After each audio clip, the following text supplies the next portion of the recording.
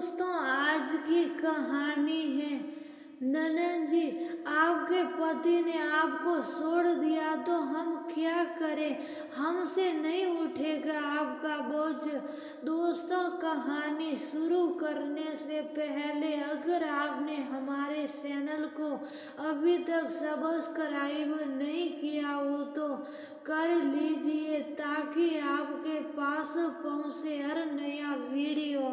Mummy, आप चाय में चीनी बहुत डालती हैं। अजय का सबर तलब था। क्या करूं, कभी कभी अंदाजा नहीं मिल पाता है। वसुधा के सबर से लासारी स्पष्ट थी। एक ही काम आप रोज करती हैं तब भी सही नहीं कर पाती। अजय के कथन पर वसुधा का मन भीग गया। ये वही अजय था जिसके लिए वह हर तरीके से नए नए नाश्ता तैयार करते देती थी। तब अजय को उससे कोई शिकायत नहीं थी, लेकिन इधर कुछ सालों से वसुधा का हर तौर तरीके उसे नागवार लगने लगा। बहू सलोनी तो पहले से ही वसुधा को पसंद नहीं करती थी। अब अजय भी माँ के हर काम में खोड़ निकालने लगा था। 80 वर्ष से वसुधा में पहले जैसी तेजी नहीं थी, फिर भी वह काम काज से पीछे नहीं हटती। भगवान की दया से वह अब भी तमाम बीमारियों से मुक्त थी। न हाई ब्लड प्रेशर था, न ही शुगर। रिश्तेदार नातेदार आज भी वसुधा का मान रखकर उससे मिलने जुलते आते रहते। वसुधा सबका ख्याल रखती, मगर अजय को ये सब पसंद नहीं था, सिवाय ससुराल के। यहाँ तक कि दोनों सगी बहनों से भी उसे खास लगाव नहीं था। ये ठीक था कि अपनी दोनों सगी बहनों की परवरिश और शादी ब्याह उसी की जिम्मेदारी थी, जिसे उसने बखूबी निभाए। मगर खुद के अहने बहनों में दूरी खड़ी कर दी। इस वजह से उनका भी मन अजय से खीन था। अब वे कभी कभार उसे मिलने आती। ऐसे ही एक दिन वसुधा की सगी भतीजी राधा मिलने आ गई तो अजय ने उसे खास तवज्जो नहीं दी। जब वह चली गई तो कहने लगा, तुम्हारे भाई की लड़की है, तुम मान सम्मान दो।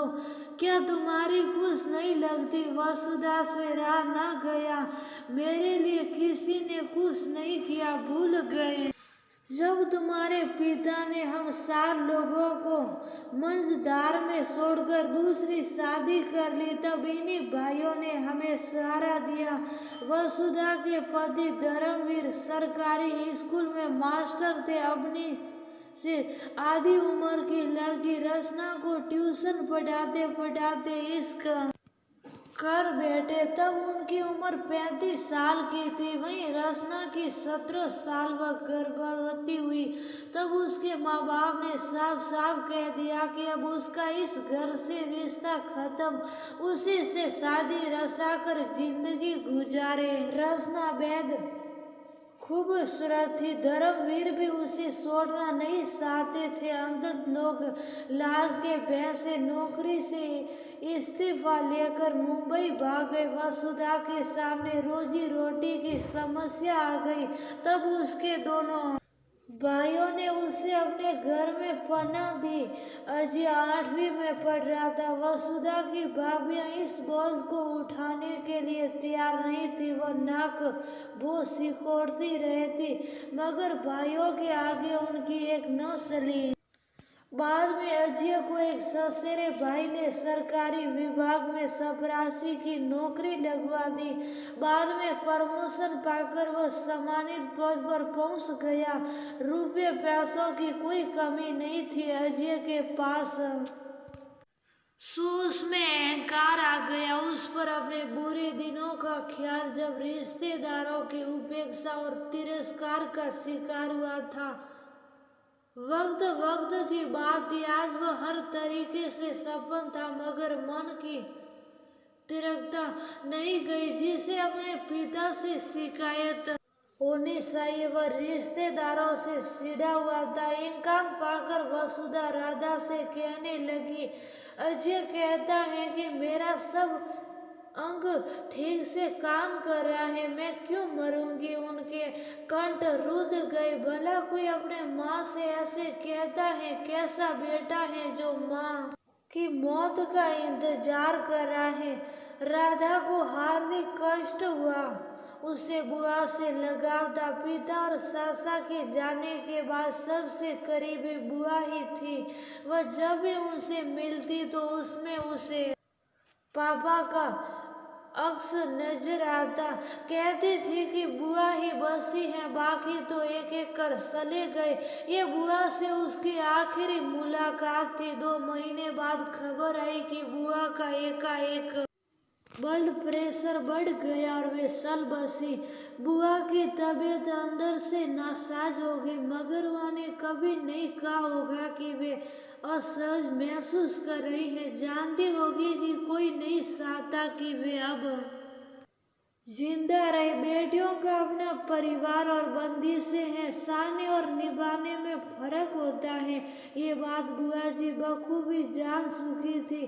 तभी तो जाते जाते भरे मन से बोली, भगवान मुझे उठा लेता, अब जीने की इच्छा नहीं रही। आंचल से आंसुओं को पोंछा, मेरा मन द्रवित हो गया। भागते हुए आई। बुआ की आरती उठने ही वाली थी।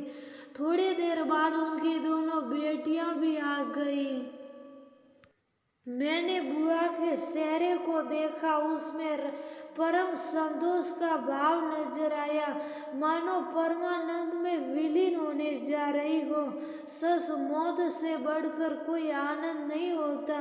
जिंदगी से 1000 शिकायतें होती हैं। गोरी लंबी खूबसूरत बुआ जी के प्रति फूफा जी के दिल में ऐसी कौन सी भी तृष्णा जागी जो उनका परित्याग करके रचना के साथ भाग गए। ये आज भी मेरे दिल को कसूरता है।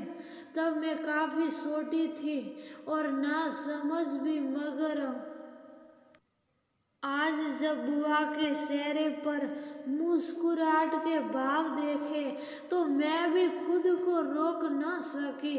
आंखों से झरझर आंसू बह निकले।